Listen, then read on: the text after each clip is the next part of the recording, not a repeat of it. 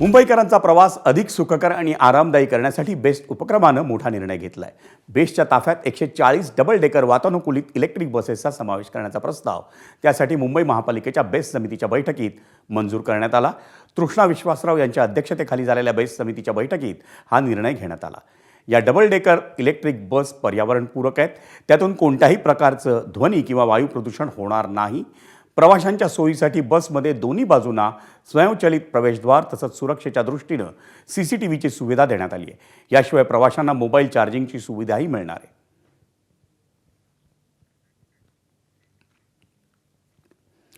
Best उपक्रमासमोरच्या आर्थिक संकटाचा सामना करण्यासाठी आणि उत्पन्न वाढीसाठी 22 बस आगारांचा सार्वजनिक आणि खाजगी भागीदारी अर्थात PPP तत्वावर व्यावसायिक विकास करण्याचा प्रस्ताव मुंबई महापालिका सभागृहात काल बहुमतानं मंजूर करण्यात आला. पण बेस्टच्या या 22 आगारांच्या पुनर्विकासाला विरोधी पक्षांच्या नगरसेवकांकडून आक्षेप घेण्यात आला.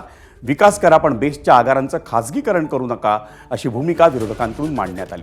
मुंबई महापालिका सभागृहात आलेल्या प्रस्तावानुसार बेस्टच्या मोक्याच्या जागांवर विविध व्यावसायिक आणि सार्वजनिक सुविधा उभारण्यात येणार आहेत. त्यामध्ये संग्रहालय, निवासी संकुलं, क्रीडा सुविधा, शॉपिंग कॉम्प्लेक्स आणि पार्किंग सुविधांचा समावेश असेल.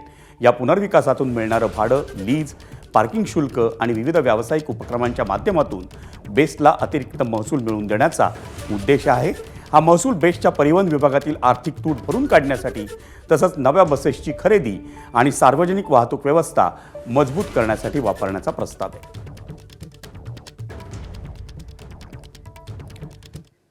बेस्ट उपक्रमाच्या तिजोरीवर किती भार आहे आणि तो दूर करण्यासाठी बेस्टच्या 22 आगारांचा कसा कायापालट होणार आहे ते पाहूयात ग्राफिक्समधून. व्यावसायिक संकुलं आगारांचा कसा कायापालट होईल ते आपण पाहतोय. भाडं आणि लीजच्या माध्यमातून उत्पन्न मिळणार आहे. 36,000 कार पार्किंगचा लॉट एकंदर या 22 आगारांमध्ये असेल. त्यातून पार्किंग शुल्कातून महसूल मिळेल. सार्वजनिक सुविधा आणि संकुलं भाडं आणि व्यावसायिक उत्पन्नातून मिळणार आहे.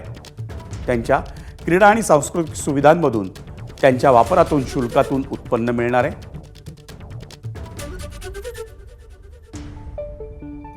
आता आपण पाहूया बेस्टचा लेखाजोखा. संचित तूट बेस्टची ही 7,322 कोटी.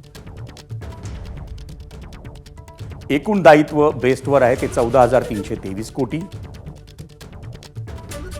परिवहन विभागाचा तोटा आहे 2,196 कोटी.